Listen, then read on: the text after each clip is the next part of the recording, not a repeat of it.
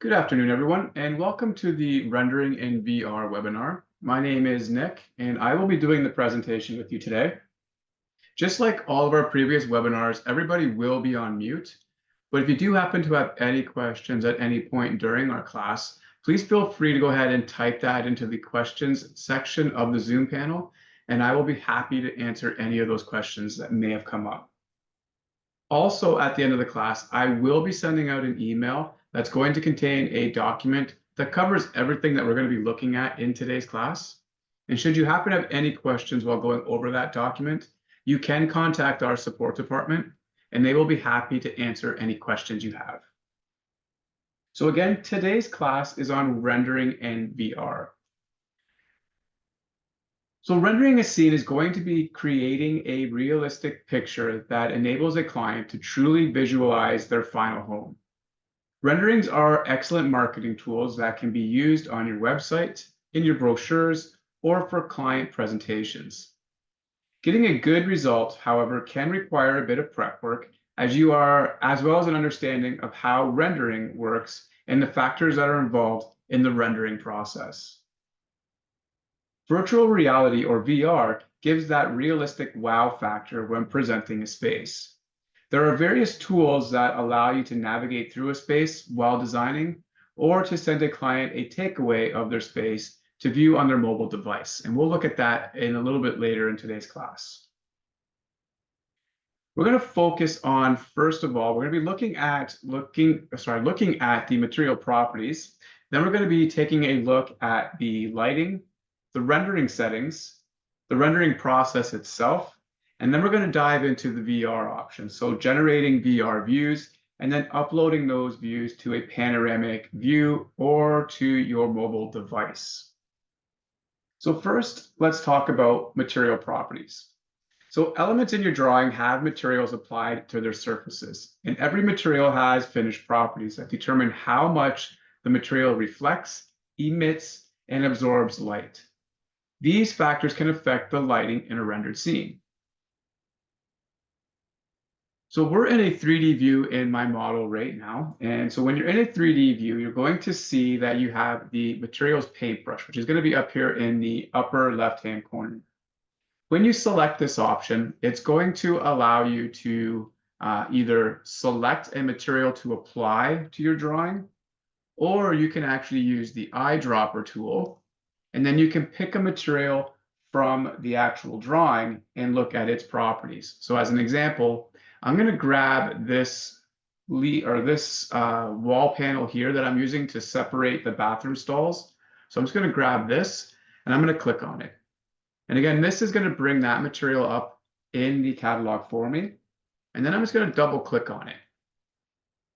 This is going to bring up the material's properties for that texture in the catalog. And in here, we're going to go through and we're going to take a look at the actual settings for this texture. So the first thing we're going to see is that there is a material type. Now, this determines the luminance or reflectance of the surface. When you choose a material type, only those settings that apply to that type are available for editing. So when we look here, we can see material type, and we can see that there is a generic, a diffuse, a Lampert, and a Phong. Now, the generic option, this allows any material that's used to simulate most surface types. This also lets you define each of the available factors, and this is what is going to be set up by default in Envisioneer.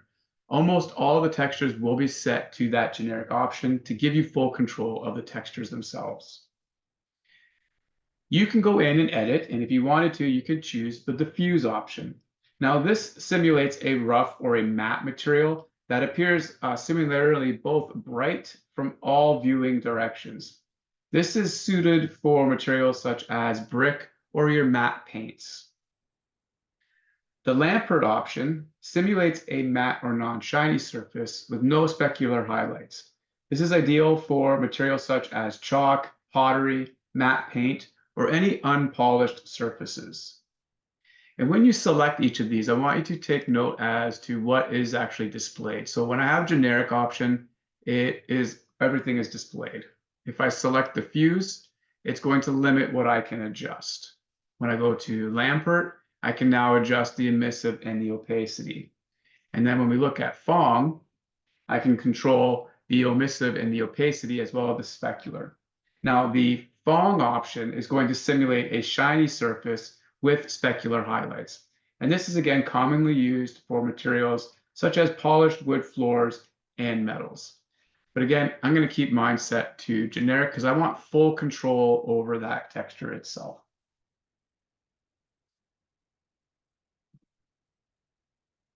In the top right here, we can see that there is a energy preservation.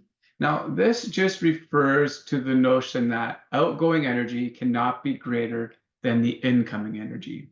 So based on the combination of your diffuse, your opacity, and your reflectivity components, this value will adjust automatically as you edit these properties. For more realistic materials, this value should be equal to or less than 1.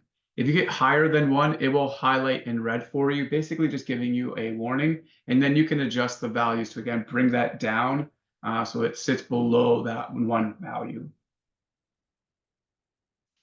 Then we have diffuse. Now, the color or the texture that you want to apply to the material, as seen in the 3D rendered or rendered outline display mode.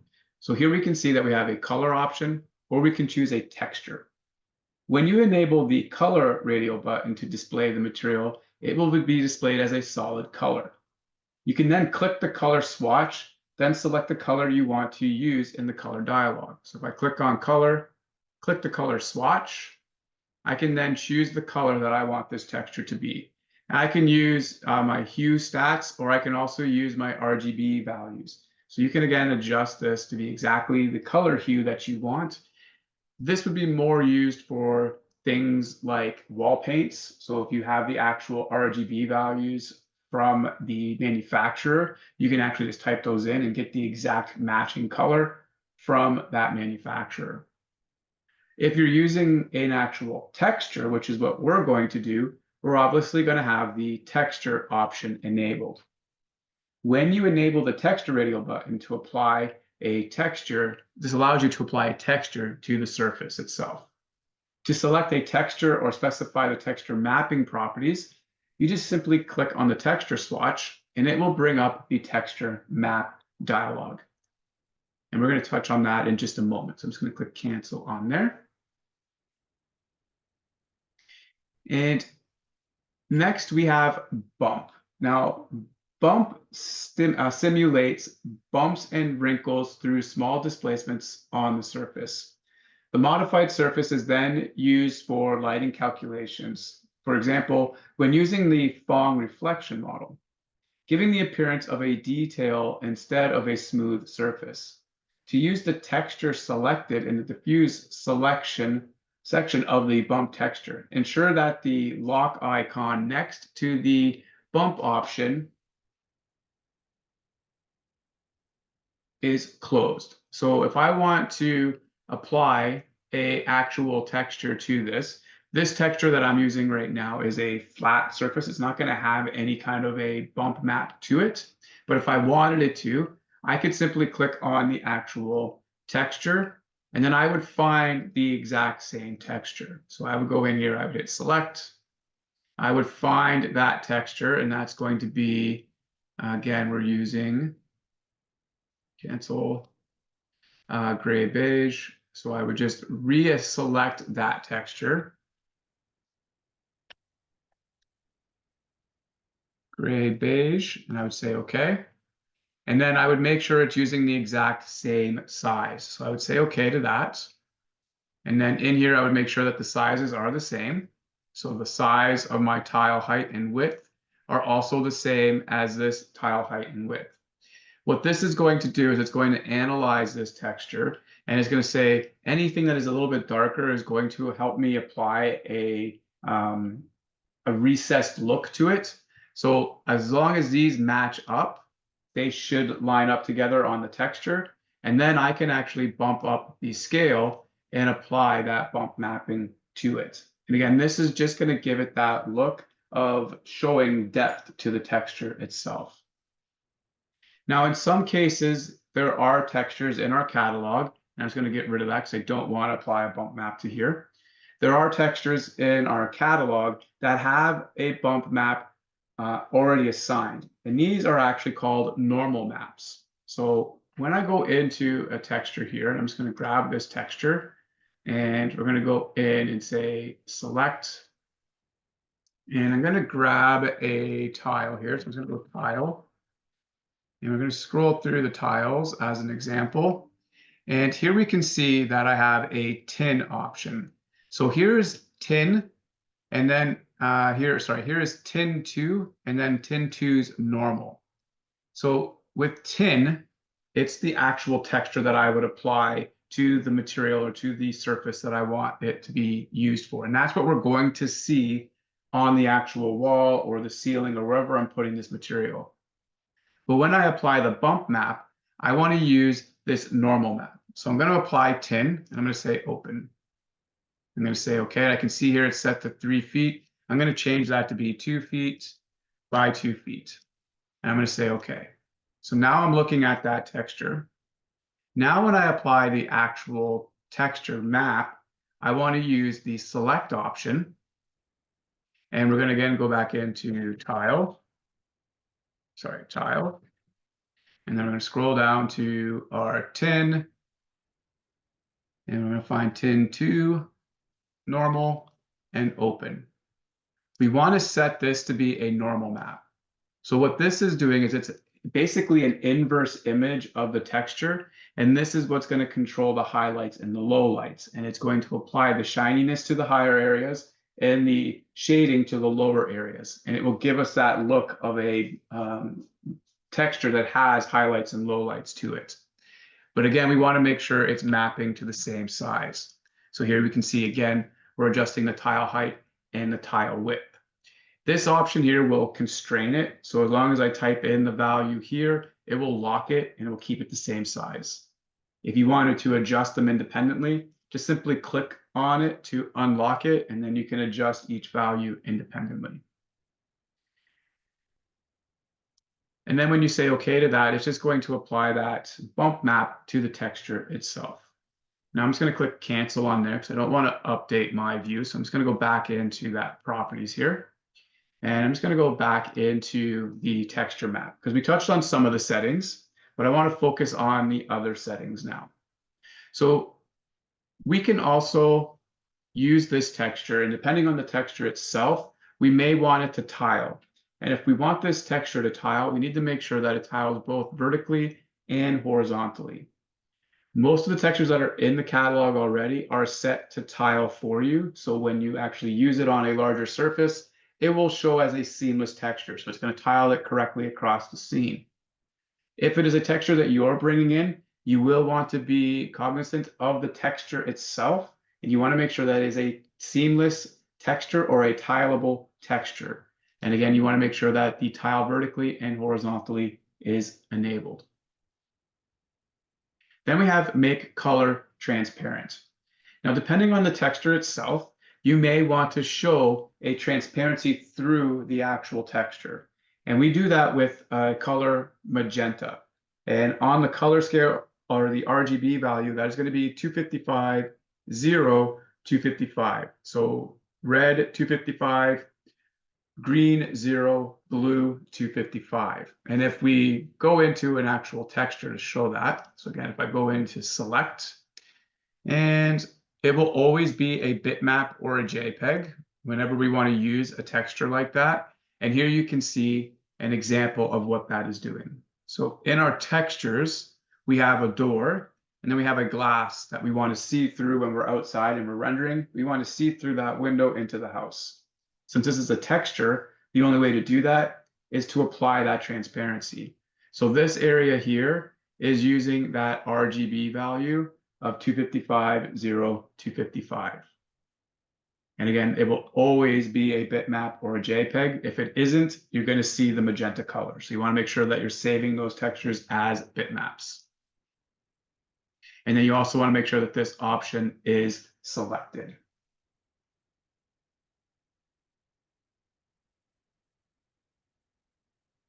And then we have the texture intensity, and this is just the intensity that that texture is going to have in the scene.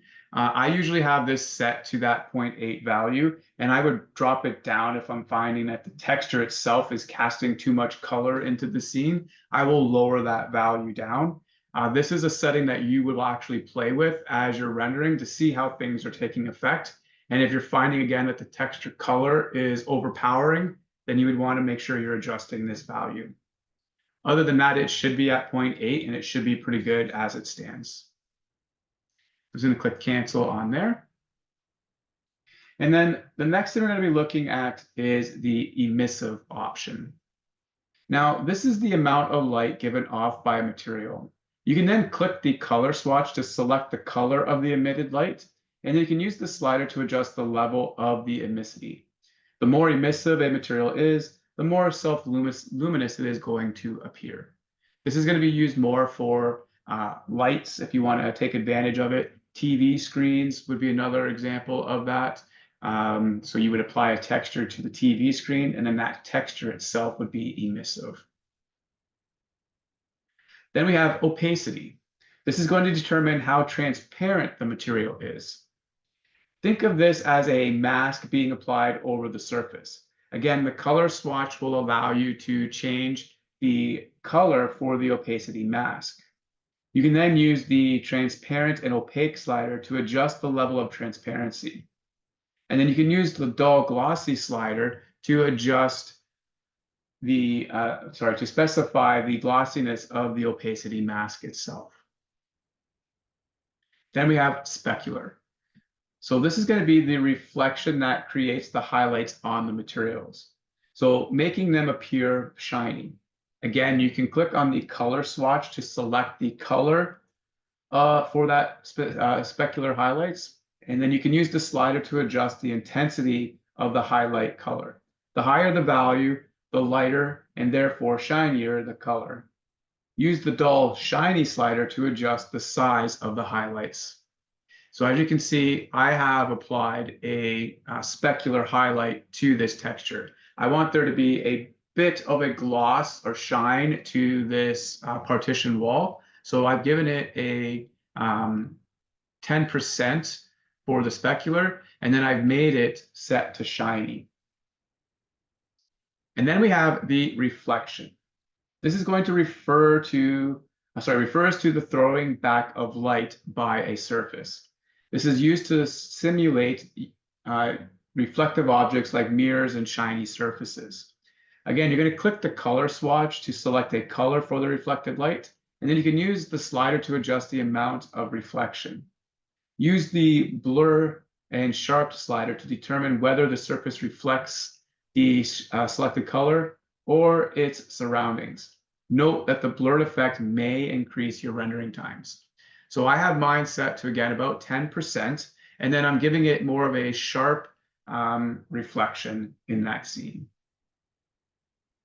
Then we have index of refraction. Now, which is referred to IOR in our dialog box. This describes the way light bends when crossing the material surface. A value of 1 means the light will not change the direction. Selecting a material from the drop box populates the IOR edit box with the index of refraction for that material. So if I select any one of these, if I select like a plexiglass, I can see it's now adjusting it to be like a 1.5 in that value. And if you look at the energy preservation, it changed. So if I go back to air, oh no, sorry, it didn't change. So here it's just going to change that to be plexiglass. It's going to change that to be 1.5. You can also select custom, and if you select the custom option, you can actually do a search online for index of refraction, and it will give you the actual codes or values for different objects. We give you a list here, but there are many more that you can take advantage of. And then we have Fresnel. When this is enabled, the reflection strength becomes dependent on the viewing angle of the surface. So some materials in nature, like glass, reflect light in this manner. Note that the Fresnel effect depends on the index of refraction as well. So they will work in conjunction with each other. I'm again just going to click cancel on there because I don't want to make any changes to my wall texture. And as you can see, there are varying textures in my design. So I've made this wall set to be a little bit shiny. The tile walls are a little bit more dull. The black in the walls above are just a matte black texture. And then obviously my mirrors will have a shiny texture. So if I double click on those and I go into the appearance for the mirror and I look at that texture, it's going to have a fully reflective option. And it's going to be sharp. Everything's going to be all the way up, and we can see what that preview is going to look like.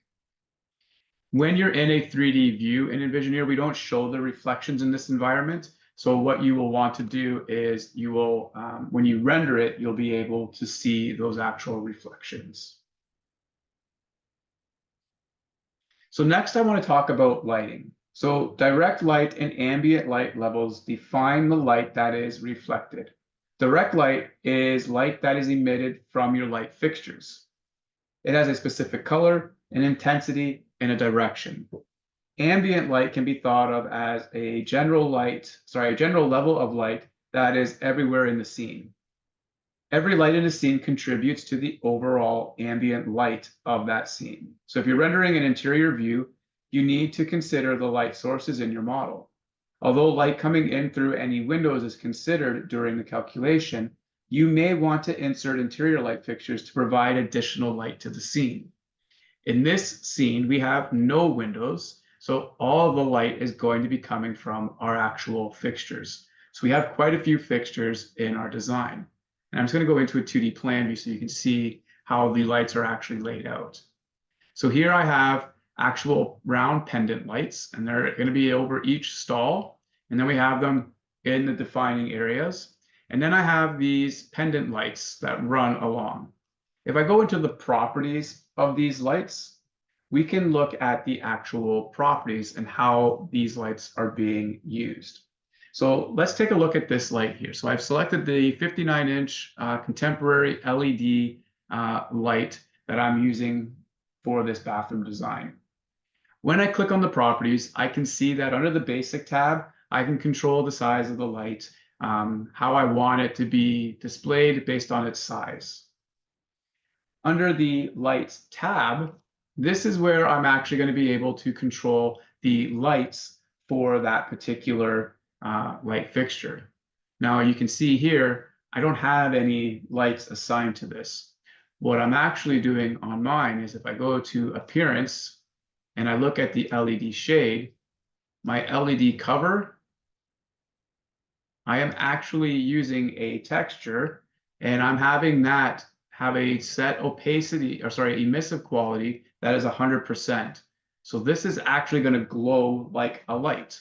I don't really want it to be the most overpowering light in the scene. So I've just added in an actual texture to create that light.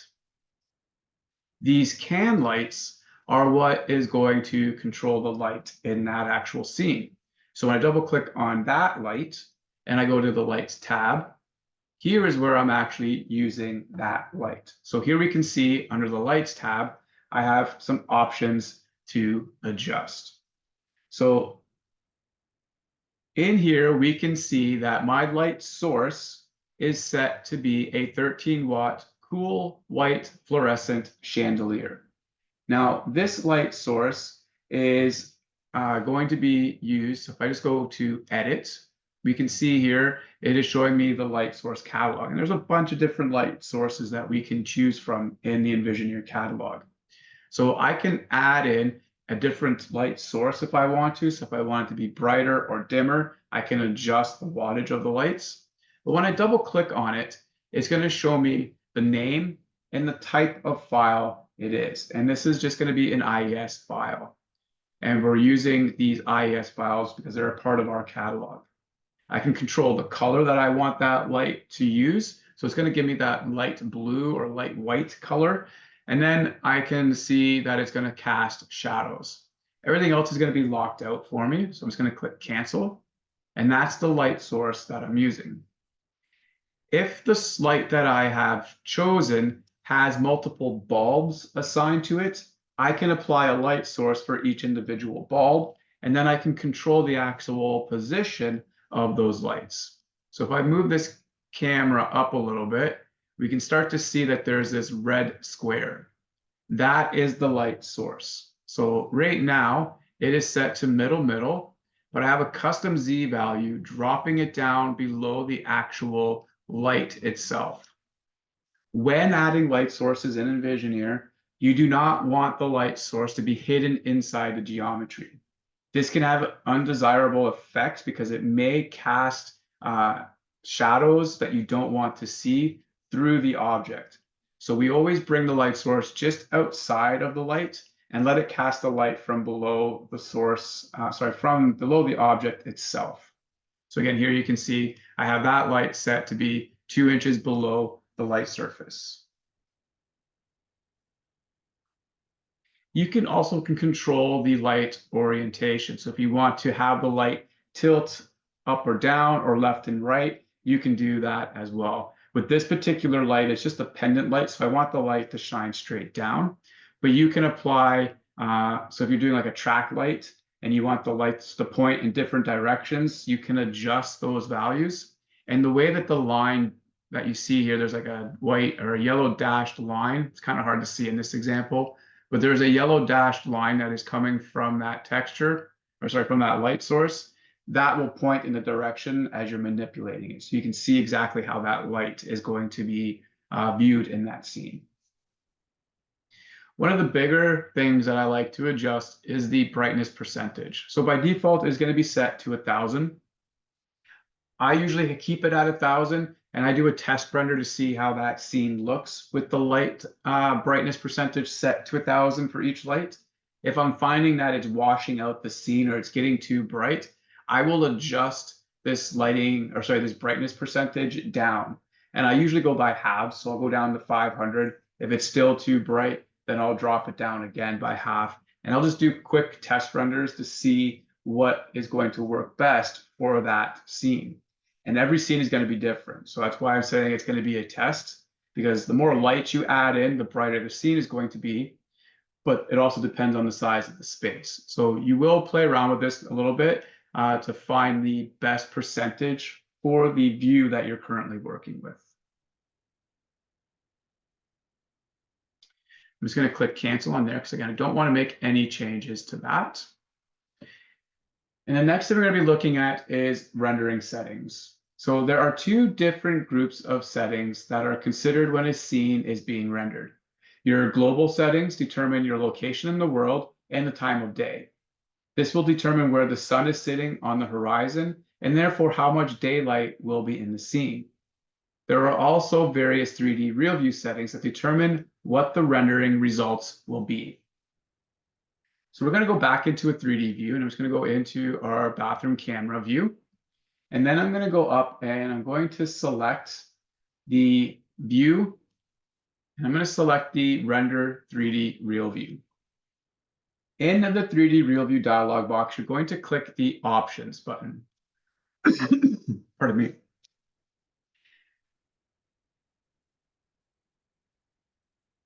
Under the Options button, you can now see that we have the 3D Real View option here. Now, with this 3D Real View option, you can see that there is a ray trace quality, and the level is set to level 5. This is the highest quality rendering, but it's going to be the slowest rendering time. We also have a level 1, which will be the fastest rendering time, but the lowest quality. So like I mentioned with my lights, I do a lot of little tests. So when I'm doing my test renders, I will always use a low or medium rendering just to get an idea of what that scene is going to look like. It's going to be a faster rendering, and it just gives me an idea of how the light is going to be visible in that scene. Once you're happy with the scene and you're happy with how everything looks, then you can bump it up to your level 4 or level 5, and it will then render at that highest quality. But again, it's going to take a bit longer. Depending on the size of the scene, depending on how many elements you have in the design, how reflective certain elements are. It will vary the time of the renderings. So a rendering could take anywhere from 10 minutes up to a couple hours. It really all depends on the scene itself. Next, we have anti-aliasing. Now, this is the ability to blend the pixels in areas where two colors or two materials meet to reduce artifacts like a stare effect. And it will produce a more natural look to the scene. If areas in your rendered image appear to be jagged, then increasing the anti-aliasing value will help to compensate for this and straighten the lines out. Again, just a tip here, for smoother lines, you will always want this to be set to level 5, and I always have mine set to 5. I don't leave it at another value, I just always have mine set to 5. Next, we have electrical lights noise reduction. So noise in a rendered image refers to areas of graininess, and this can happen in interior scenes that mix sunlight and interior lighting. Increasing the noise reduction value will reduce the noise in the renderings, although the rendering may take a bit longer to calculate. And again, this is going to be a value that you will play around with as you start to render. I wouldn't start playing around with this value until you're at the highest level rendering, because a lower level rendering will still have a bit of a graininess to it. Again, it is a low quality rendering. So I don't usually touch these values until I'm at the high quality level, and then I can see how that scene is going to take effect. And if it looks a little bit grainy, then I will come in and adjust these values. The skylight noise reduction, increasing the noise reduction here reduces the amount of graininess that can occur when sunlight is coming through a skylight in your design. And then there's also the tree and billboard intensity. So this is going to control the brightness or the contrast of trees or photo boards in your rendered scene. If you don't have any, then you're not going to need to worry about that. But again, those are values that I would only adjust after I've started rendering my higher quality renders.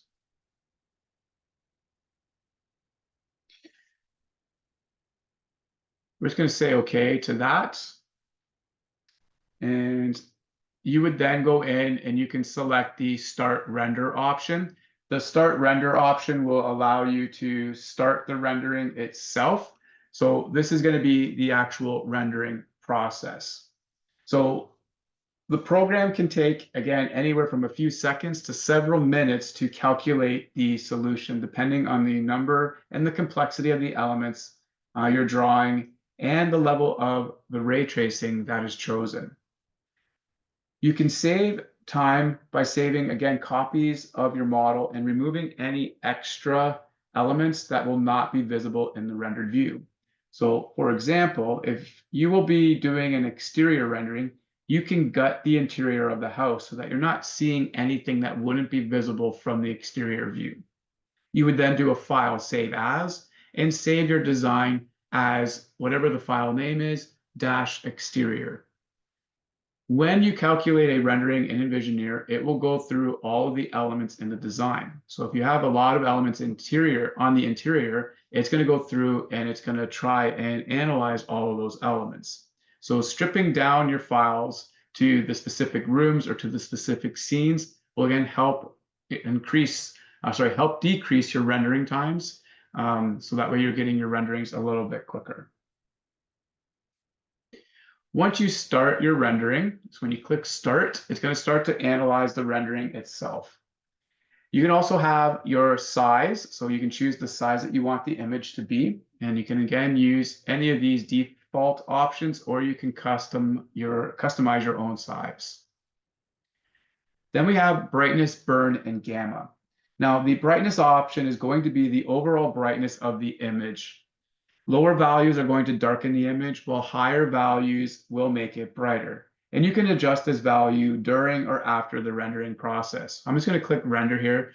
We're probably not going to get through this render in our class here because we are at a high quality, but I just want to show you what the options allow you to do. So when you first select the render option, it's going to go through, it's going to calculate the global illumination. And this is just going to go through and calculate the lighting in that particular scene.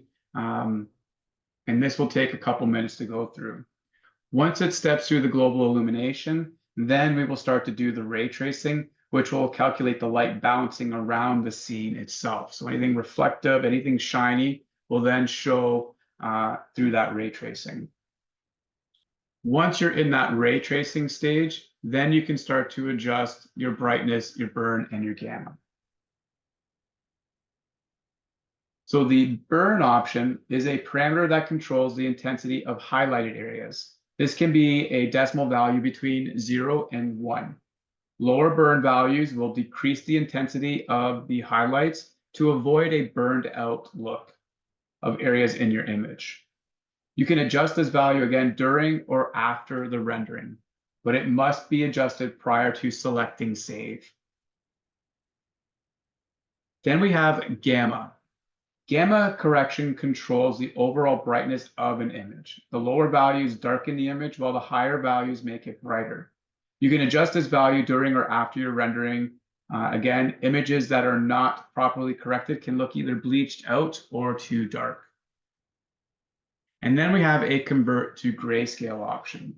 This will then just save the rendered image as a monochromatic image with varying shades of gray.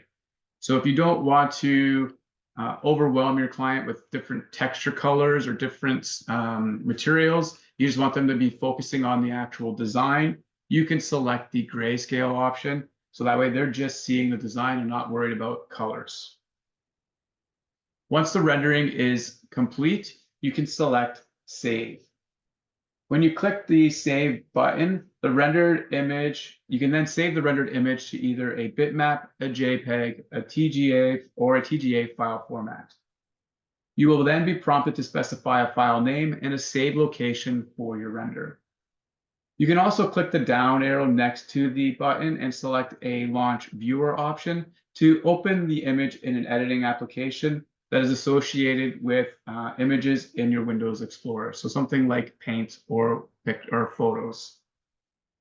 And then there is the reset option. And this is just going to reset the view in the preview window back to its pre-rendered state.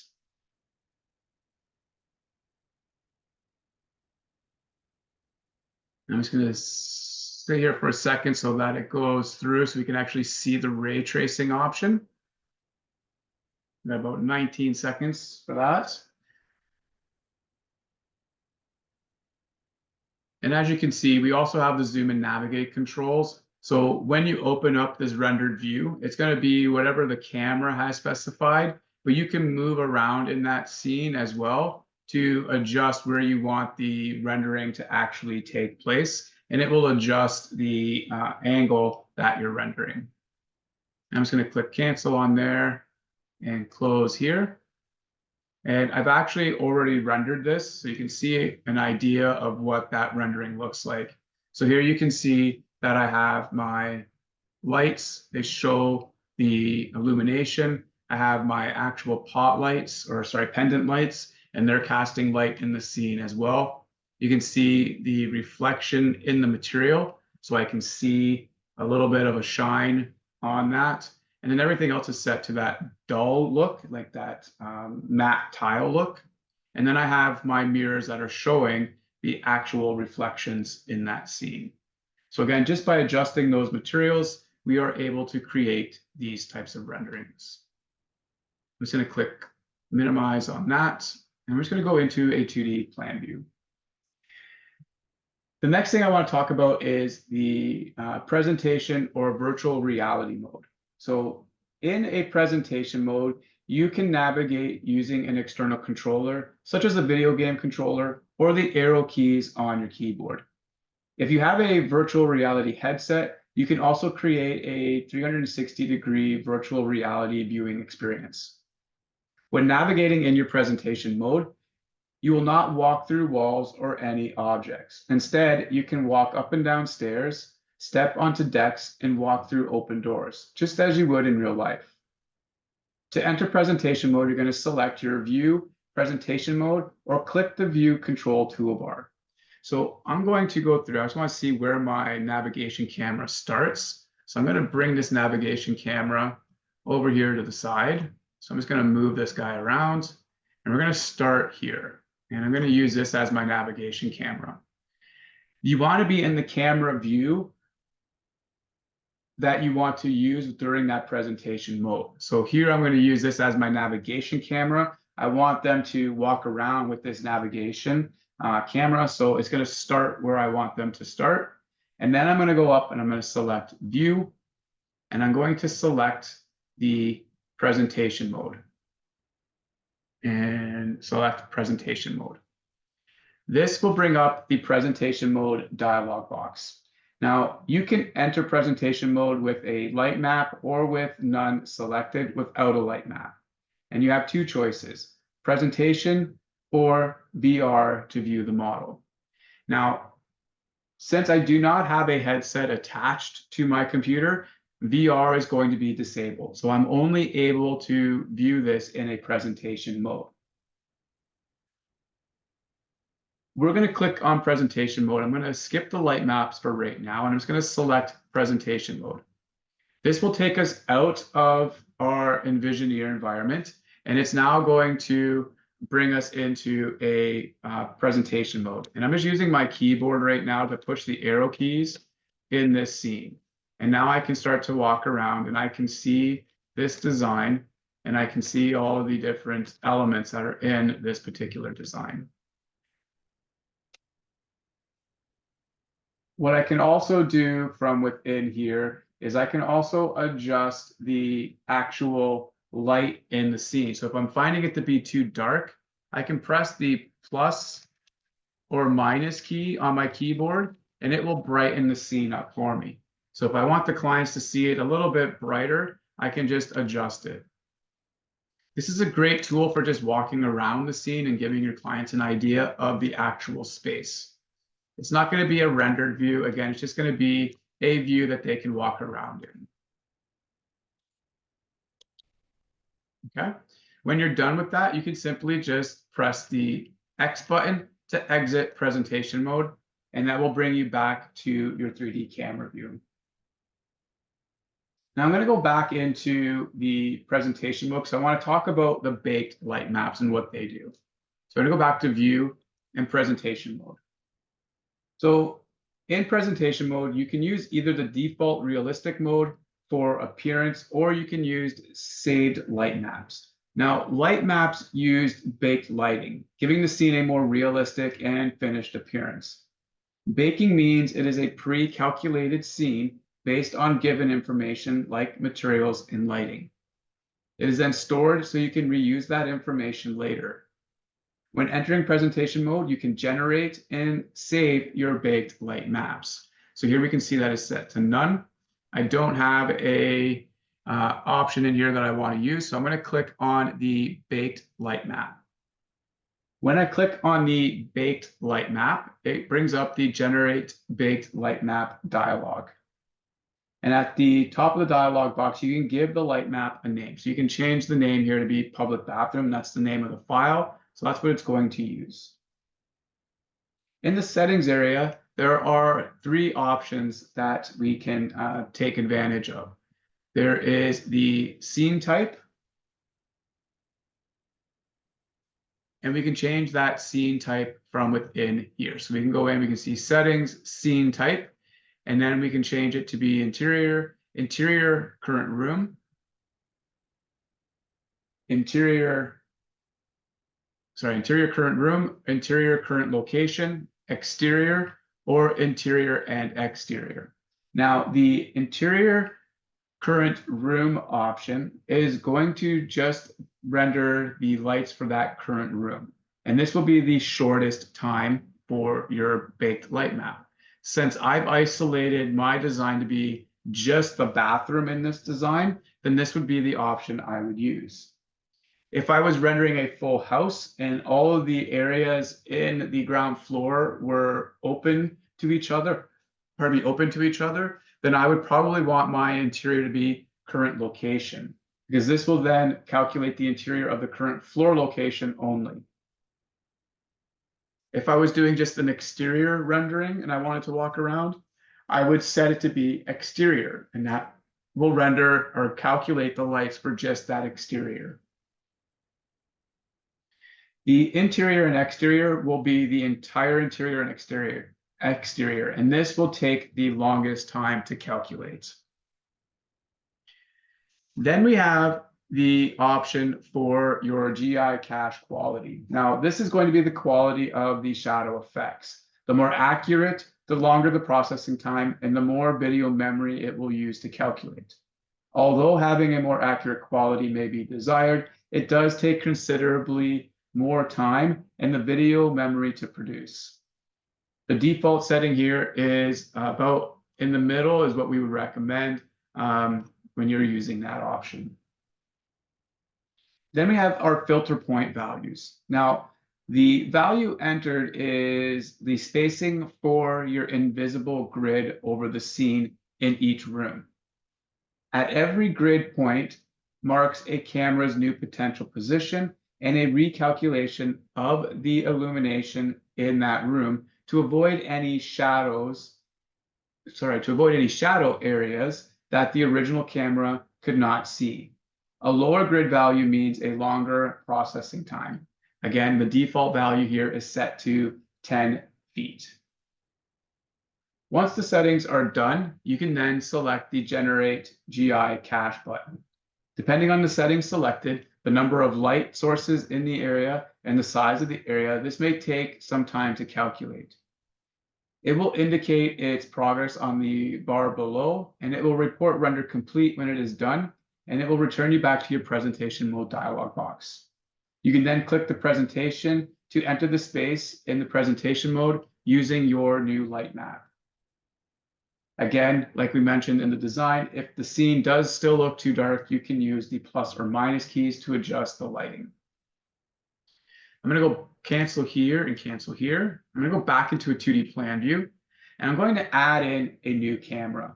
The next option we're going to be looking at is generating a panoramic view. And this is the option that I use most often when trying to show a space to a client. So in Envisioneer, you can create a panoramic view to export to the Home View VR app on your smartphone, or to export it out as an actual file to display on your websites. This is a great way to share your work with your clients, friends, and family. To use the new Generate Panoramic View option, you're going to make sure that you are in a 3D camera view. And like I said, I want to add in a new camera. I want to position the camera in the middle of my design, or in the middle of the area that I want to focus on. So I'm actually going to put a camera right here. So I'm just going to go in and select the new camera. So place new camera, and I'm going to click right here in my design. And then I'm just going to make it point in this direction. That's all I'm going to do. I'm going to make sure the camera height is what I want, and I'm going to give it a name. So I'm going to call this bathroom, and I'm going to call it 360. And then I'm going to change the height to be 6 feet, and I'm going to change the height of the target to be 6 feet as well. So now we're going to add a camera in right here. So with bathroom 360 selected, that's the camera I want to use. I'm going to go up to view, and I'm going to select the render panoramic view.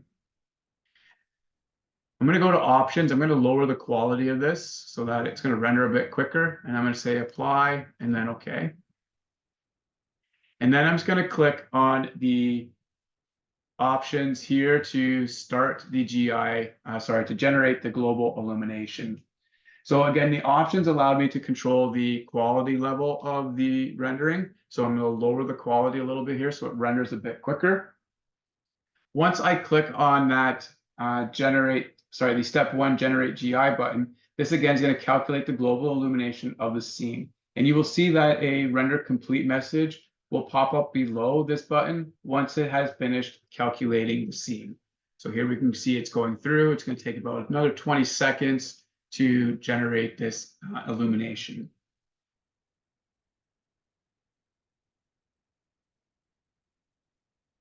Once it's done that illumination setting, we're going to get the option to select the controls for the Generate Panoramic View.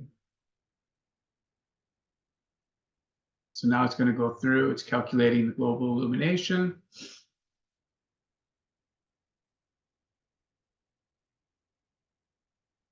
And now I can go through and I can adjust the brightness, I can adjust the burn, and I can adjust the gamma.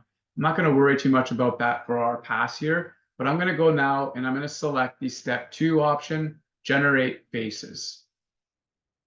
When I select the step 2 generate faces, this will now render all 6 faces of the cube that make up the panoramic view environment.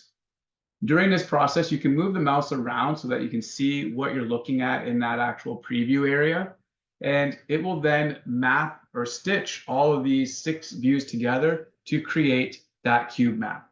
So essentially what we've done here is we've placed a camera in the middle of a cube, and it's going to render each side of the cube, and then it stitches it all together. And I can now move the camera around in this scene. So if I move the camera around right now, I can see that's image 1. Then I got image 2 behind me, image 3, image 4, image 5 is the top, and image 6 is the floor. And it will again just render each of those scenes and stitch them all together. Once it is complete, you will then get an option to upload to Home View VR, and that will be a button that you can select. You will need to have the Home View VR app installed on your phone to be able to take advantage of this. It is a free download that you can download from either the Google or Apple Play stores, and you can download that onto your phone. You can also have your clients or your friends or your family download it. It is again free. They just need to create a username to be able to access it. In the document that I will send out, it will have all of that information so you can see the steps in how to download and install the actual Home View VR app and take advantage of it. So that covers everything that I wanted to talk about in our class today. So I'm just going to go over a quick review, and I'm going to open up the questions section to see if anybody has any questions about anything that we've covered in today's class. So rendered images are a great way to market your designs and make a lasting impression on your prospective clients. To ensure your rendering success, it is important that you prepare your scene and define your rendering settings properly. The most important factor in rendering is going to be the light within the scene. The program considers daylight as well as light coming from any of your light fixtures. Different light fixtures cast light in different manners. So you want to play with the lighting to ensure you use the right type of fixture and level of light for the scene you're rendering. Materials have properties that determine how much the material reflects, absorbs, and emits light within the scene. Create a drawing specifically for your rendering purposes. When you are ready to render, use the Save As tool to create a copy of the drawing. Then eliminate any extra information in the copy drawing to reduce the rendering time and your file sizes. The higher the quality level in your rendering settings, the more photorealistic the renderings will be, but the longer the rendering times will take. For smoother lines, you're always going to set your anti-aliasing to value 5.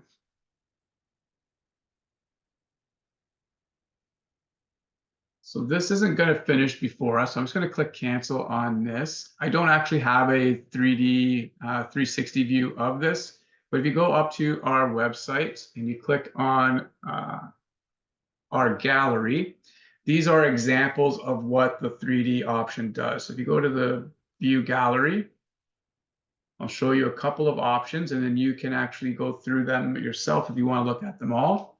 So when I select the view gallery, just going to load here for a second.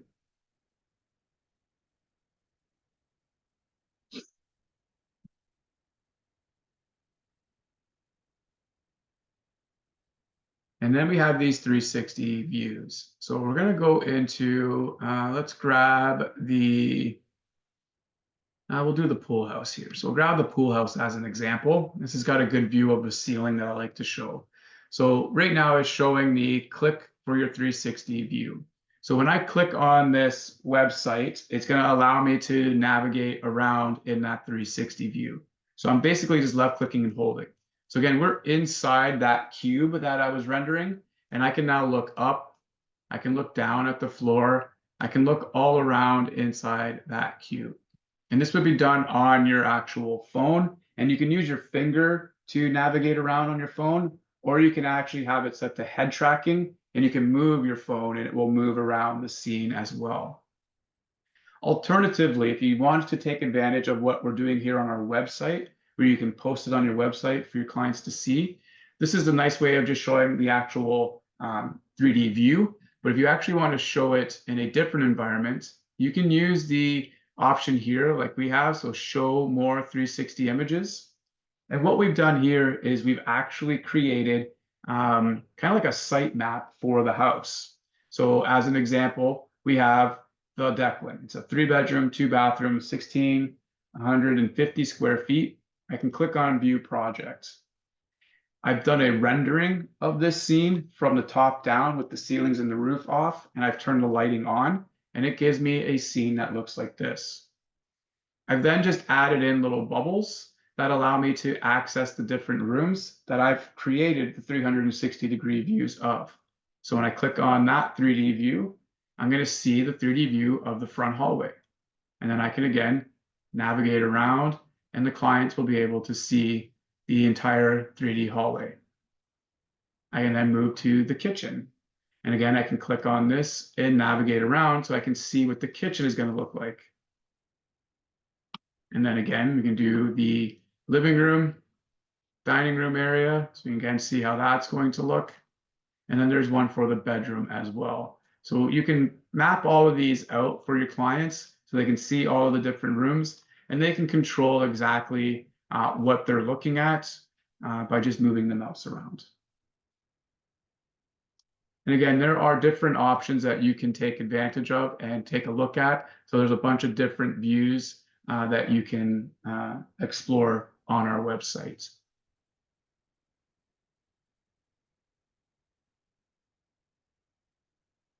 So again, that seems to be all I was going to show you for our class today. I don't see any questions at this point, so I'm just going to pause here for just another moment just to see if anybody has any questions.